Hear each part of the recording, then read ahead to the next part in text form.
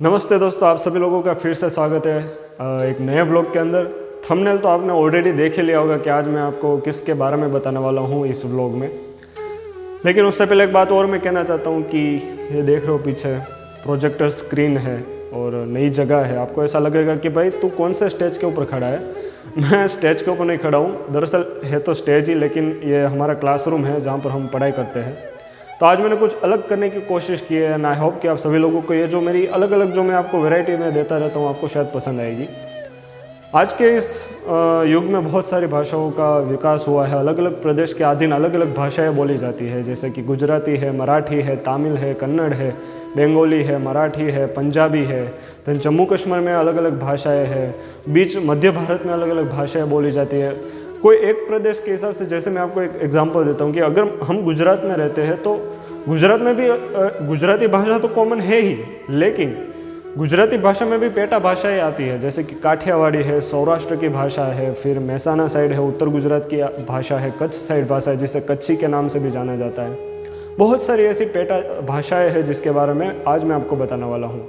तो दोस्तों, जैसे हर व्लॉग में मैं आपको कहता रहता हूँ कि अगर पहली बार है मेरे चैनल के ऊपर तो सब्सक्राइब कीजिए, लेकिन मैं आज आपको ये कहना चाहता हूँ कि पहले जाकर कंटेंट देखिए। अगर आप रिलेट कर पा रहे हो मेरे साथ कि नहीं भाई ये बंदा बहुत ही अच्छा काम कर रहा है, हमें इसे सपोर्ट करना चाहिए, तो मेरे वीडियोस को लाइक कीजिए, शेयर कीजिए, सब्सक्राइब कीजिए मेरे चैनल को और बेल आइकन प्रेस करना मत भूलिएगा, क्योंकि तभी तो आने वाले मेरे वीडियोज़ की हर एक नोटिफिकेशन आपको टाइम टू टाइम मिलती रहेगी। तो दोस्तों, ज़्यादा समय बर्बाद नहीं करेंगे, लेट्स प्ले द इंट्रो।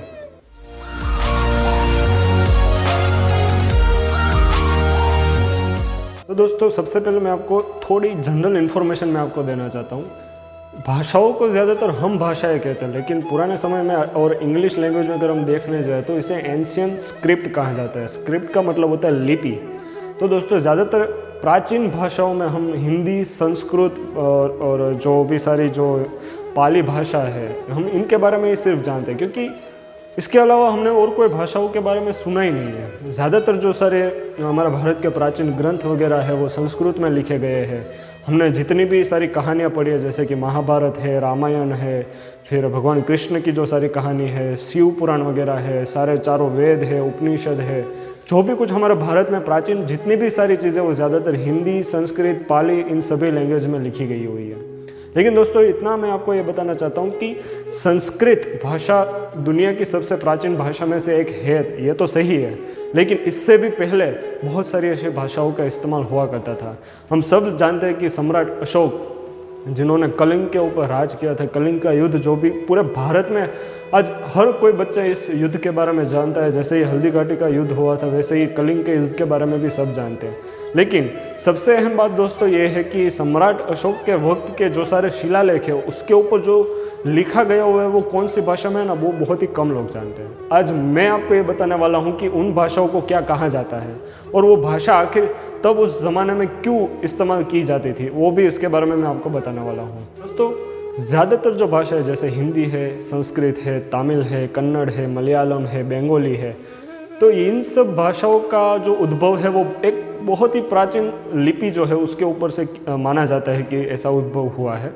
और वो लिपि और कोई नहीं, ब्राह्मी लिपि है, जिसके बारे में हम सब लोग ज़्यादा जानते हैं कि हमने बहुत सुना है कि ब्राह्मी लिपि में ये ग्रंथ मिला है। हम समझ नहीं पाते हैं कि आखिर वो लिपि कहना क्या चाहती है और उस लिपि में क्या लिखा गया हुआ है। क्या उस ज़माने में कोई ऐसा भी कुछ हुआ करता था कि ऐसा हो सकता है कि बहुत कम लोग जो है इन लिपियों को समझ सकते हैं और लोगों को बता सकते हैं कि भाई इस शिलालेख में ये लिखा हुआ है।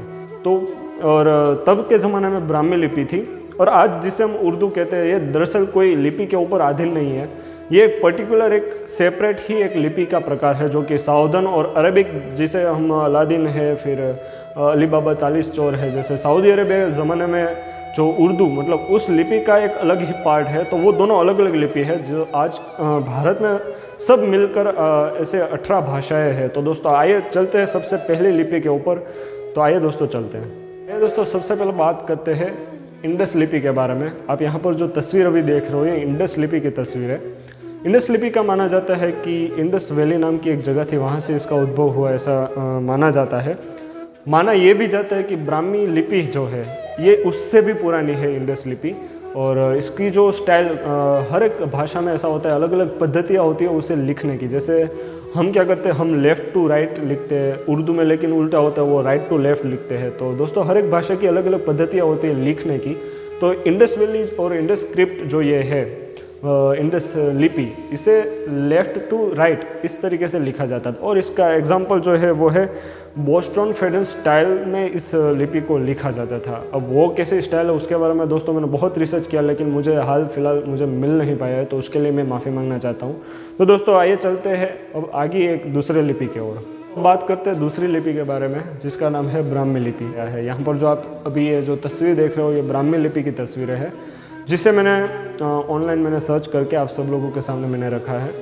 तो अब बात करते हैं दोस्तों, ब्राह्मी लिपि टोटल 2 भाग में विभाजित है और अलग अलग साइड में अलग अलग ब्राह्मी लिपि का उद्भव हुआ है और विकास आगे बढ़ा है।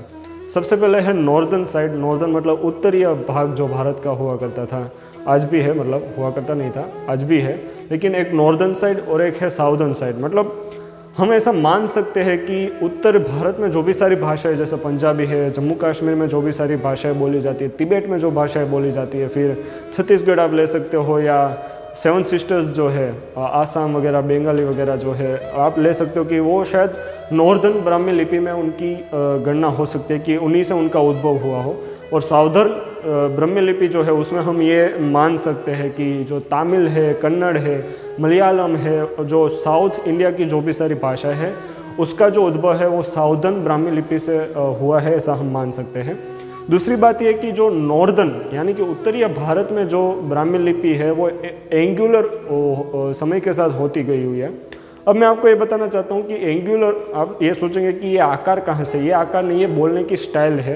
एंगुलर मतलब तीक्ष्ण बोलना। वो भाषाएं जैसे उनका विकास होता गया, जैसे ही वृद्धि होती गई, तो वो भाषाएं समय से जता वो एकदम तीक्ष्ण होती गई।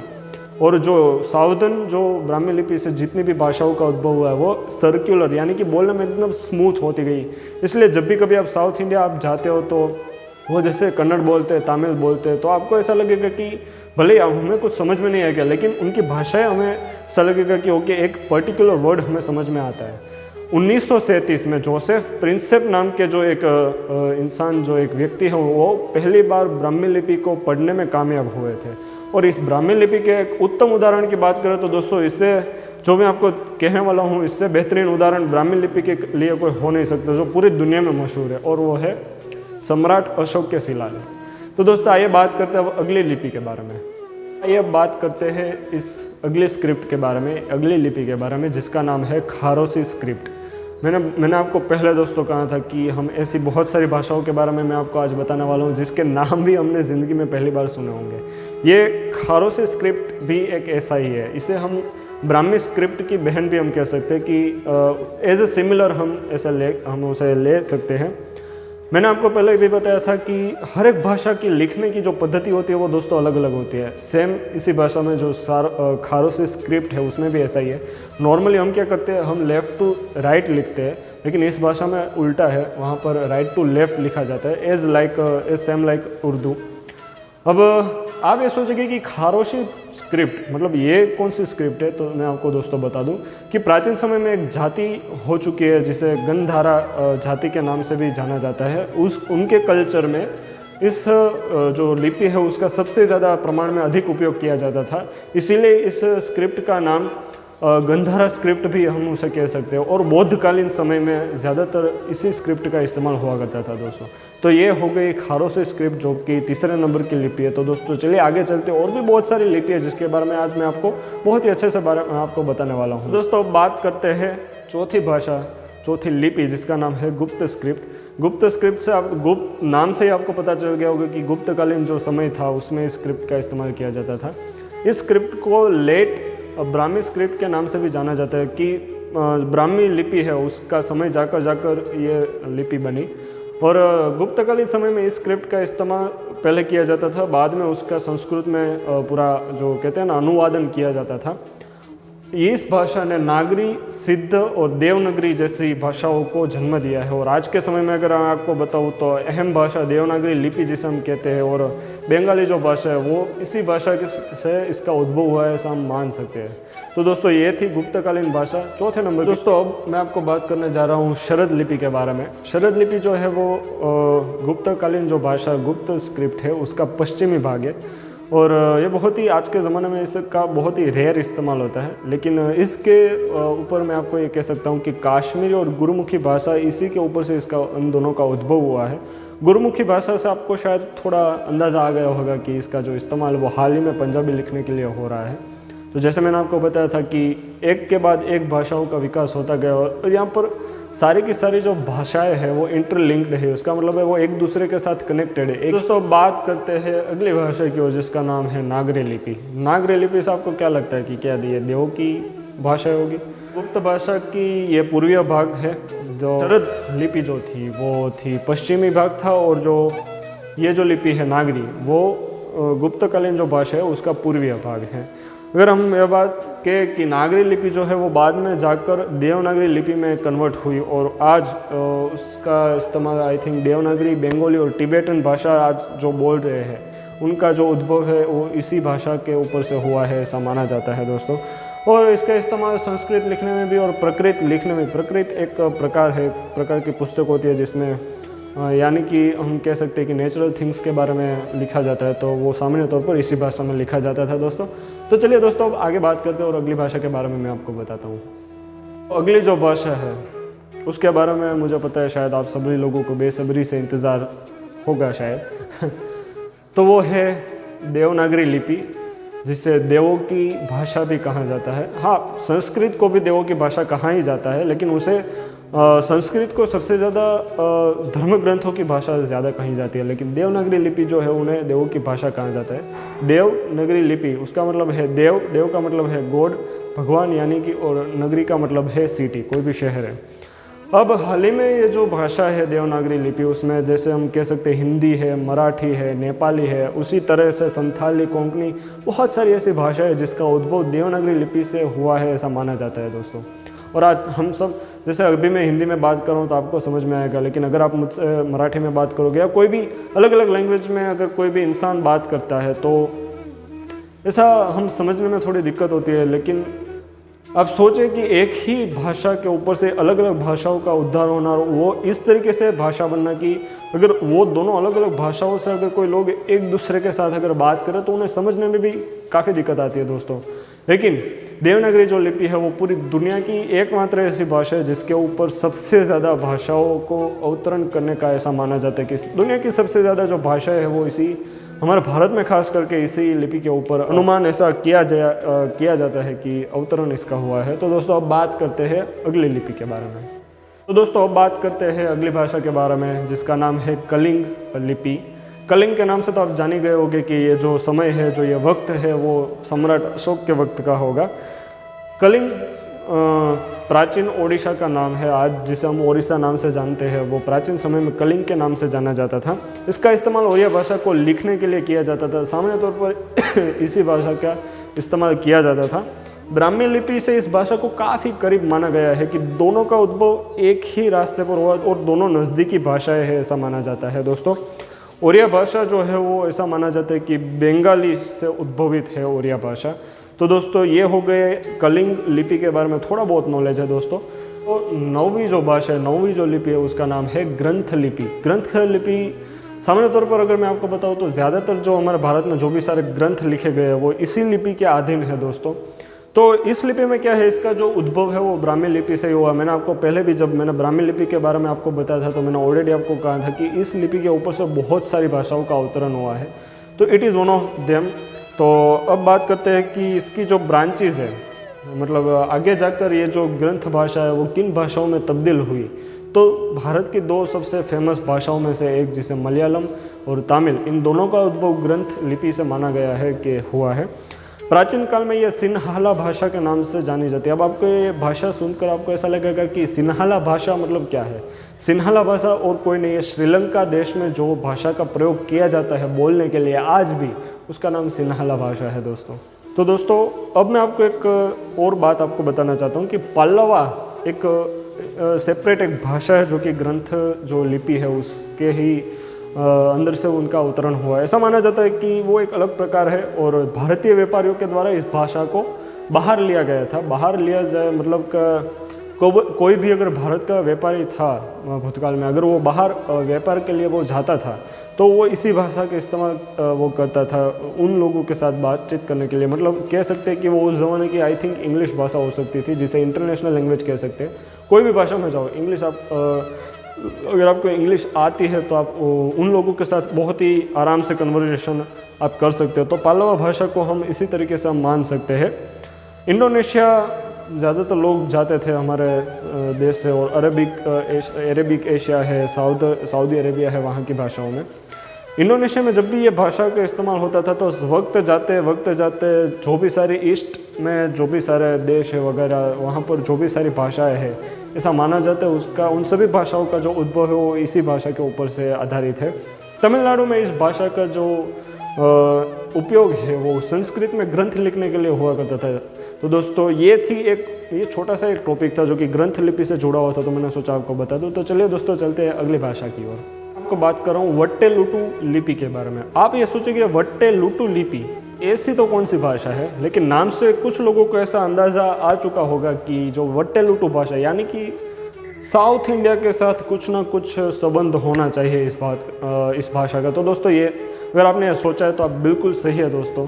ग्रंथ भाषा जो ग्रंथ लिपि जो है उसी से इस भाषा का उद्भव हुआ है ऐसा माना जाता है, और इसी भाषा से तमिल और मलयालम भाषा का उद्भव हुआ है दोस्तों ऐसा माना जाता है। आप सोचिए एक भाषा से अलग अलग कितनी भाषाएं होगी और कितने अलग अलग लोग इन सारी भाषाओं का इस्तेमाल कर रहे होंगे बोलने के लिए, एक दूसरे के साथ बात करने के लिए दोस्तों। तो खरखर हम इस सारी चीज़ों से हम ये कह सकते हैं कि दोस्तों खरखर हमारा देश बहुत ही महान है।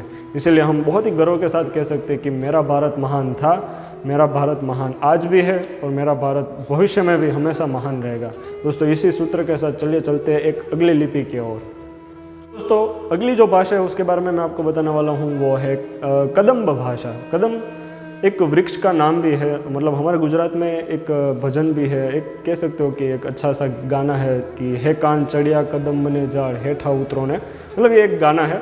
तो कभी अगर मौका मिलेगा तो मैं आपको ज़रूर ये गाना गाकर सुनाऊंगा। लेकिन अभी बात करते हैं कदम्ब भाषा के बारे में। दोस्तों कन्नड़ जो ये भाषा है इसे ब्राह्मी लिपि का वंशज माना जाता है। वंशज का मतलब दादा परदादा नहीं, मतलब पौत्र पुत्र जो ये वंशज हमारे होते हैं, उसी तरीके से ब्राह्मी लिपि का वंशज माना जाता है कदम्ब भाषा को। इस भाषा से कन्नड़ भाषा का उद्भव हुआ है ऐसा माना जाता है, और कन्नड़ भाषा के साथ साथ मराठी है, मलयालम है, कोंकणी है, ऐसी बहुत सारी भाषाओं का उद्भव इस लिपि के अधीन हुआ है ऐसा माना जाता है दोस्तों। तो दोस्तों आइए चलते हैं अब इस वीडियो की आखिरी उस लिपि के बारे में जानने के लिए दोस्तों। चलिए दोस्तों चलते हैं। तो आखिरी जो भाषा है वो आपको सुनकर, उसका नाम सुनकर आपको ऐसा लगेगा भाई ये कहाँ से प्राचीन भाषा हुई। दोस्तों आखिरी जो भाषा है वो है तमिल भाषा, जिसका आज भी बहुत सारे लोग मतलब इस्तेमाल करते हैं। ज़्यादातर तमिलनाडु में जो लोग मतलब साउदर्न इंडिया में सबसे ज़्यादा इस्तेमाल होने वाली ये भाषा है। इस भाषा का इस्तेमाल साउदर्न इंडिया और श्रीलंका में भी हुआ करता था दोस्तों। इसका उद्भव ऐसा हम कह सकते हैं कि साउदर्न ब्राह्मी, जैसे मैंने आपको ब्राह्मी के प्रकार बताए थे कि एक नॉर्दर्न साइड में और एक साउदर्न साइड में, तो ऐसा कह सकते हैं कि दक्षिणीय भाग में जो ब्राह्मी भाषा का जो ये अलग प्रकार पड़ा था, तो उससे हम कह सकते हैं कि तमिल भाषा का उद्भव हुआ है। अब इस भाषा में एक और बात जो है वो मैं आपको ये कहना चाहता हूँ दोस्तों। इस भाषा के बारे में जो एक इंटरेस्टिंग बात जो ये है कि एक सिलेबिक लैंग्वेज है, नहीं कि अल्फ़ाबेटिक। अल्फ़ाबेटिक लैंग्वेज का मतलब दोस्तों ये होता है कि अल्फ़ाबेट में क्या होता है ABCD जैसे वगैरह हम एक एक अक्षर के बारे में हम जानते हैं। तमिल भाषा में ऐसा नहीं है, एक पूरा सिलेबस आता है इस भाषा को जानने के लिए। तो हुई ना दोस्तों एक इंटरेस्टिंग बात। और इस भाषा को लेफ़्ट टू राइट जैसे एज यूजुअल जैसे नॉर्मल भाषा लिखी जाती है उसी तरीके से लिखा जाता है, और ब्राह्मी लिपि से इस भाषा का उद्भव हुआ ऐसा हम मान सकते हो। यहाँ पर थोड़ी बहुत तस्वीर आपको मैं दिखाते ही गया हूँ पूरे वीडियो के दौरान, ताकि आपको पता चल सके कि कौन सी कैसी भाषाएं दिखती है। दोस्तों लास्ट में अगर मैं आपको कहना चाहता हूँ तो मेन पूरी इंडिया में 3 भाषाओं का राज आज तक चला है, जिसमें पहली है देवनागरी लिपि, जहाँ पर कह सकते हिंदी, मराठी, इवन गुजराती, पंजाबी, फिर तिबेटियन भाषा है वगैरह जैसी भाषाएं हैं। तो उसका जो उद्भव है वो देवनागरी लिपि से हुआ। दूसरी जो भाषा है वो है द्रविडियन भाषा, जिसे ब्राह्मी लिपि के नाम से भी हम जान सकते हैं। एज यूजुअल थोड़ी मैच होती है ब्राह्मी लिपि से। द्रविड़न भाषा से क्या कन्नड़ है, मलयालम है, इन सभी भाषाओं का इस्तेमाल हुआ है। और अंत में जो ग्रंथ भाषा जिसके बारे में मैंने आपको बताया था, तो ग्रंथ भाषा का जो उद्भव है वो द्रविड़न भाषाओं से थोड़ा सिमिलर है। तो मुख्यत्वे इन 3 ही भाषाओं का हम कह सकते हैं कि इन बेस के ऊपर पूरे भारत में सारी भाषाएं बनी है। तो दोस्तों आज के इस वीडियो में हमने पूरी भाषाओं के बारे में मैंने आपको बताया है कि टोटल ये 12 अभी स्क्रिप्ट है जिसके बारे में बताया, लेकिन गूगल का ऐसे कहना है कि टोटल 18 लिपि है जो हमारे भारत में आज तक हो चुकी है। और काफ़ी दोस्तों इन सभी बातों से मतलब ऐसा लगता है कि कितना महान हमारे देश का इतिहास है कि जितना आप जानने जाओ उतना कम है दोस्तों। इसलिए मैंने थोड़ी छोटी सी ये यूट्यूब के ज़रिए मैंने कोशिश की है कि वापस से उस इतिहास को क्यों ना उजागर किया जाए और सभी लोगों तक बहुत ही अच्छे तरीके से अच्छे वे में पहुंचा दिया जाए दोस्तों। तो आज के लिए दोस्तों इस वीडियो में सिर्फ इतना ही था। आई होप कि आप सभी लोगों को मज़ा आया होगा इन सारी बातों को जानकर। यहाँ पर जो भी सारी तस्वीरें आई होगी उन्हें देखकर आपको बहुत मज़ा आया होगा दोस्तों। अंत में ऐसा ही कहूँगा दोस्तों कि हमेशा अपने देश की इज़्ज़त करो, क्योंकि हम इस मिट्टी में पैदा हुए, यही हमारा सबसे बड़ा सौभाग्य है। क्योंकि पूरी दुनिया में भारत को ही सिर्फ देवभूमि कहा जाता है, क्योंकि मोस्ट ऑफ जितने भगवान शंकर है, भगवान श्री कृष्ण है, भगवान श्री राम है, बहुत सारे देवताओं का जन्म जो है वो इस धरती के ऊपर हुआ है। तो हमें खुद को बहुत ही नसीबदार समझना चाहिए दोस्तों कि हमारा जन्म इस पवित्र और पावन भूमि के ऊपर हुआ है दोस्तों। हमेशा अपने देश की इज्जत किया करो और हमेशा कुछ ऐसा काम करो कि अपने देश के नाम रोशन हो। और बस इसी एक उम्मीद के साथ दोस्तों आज मैं अभी आपसे रजा लेता हूँ। मिलते हैं दोस्तों एक नए ब्लॉग के साथ, नए अमेजिंग सफ़र के साथ दोस्तों। तब तक के लिए नमस्ते एंड जय हिंद, वंदे मातरम दोस्तों। मिलते हैं एक नए ब्लॉग के साथ।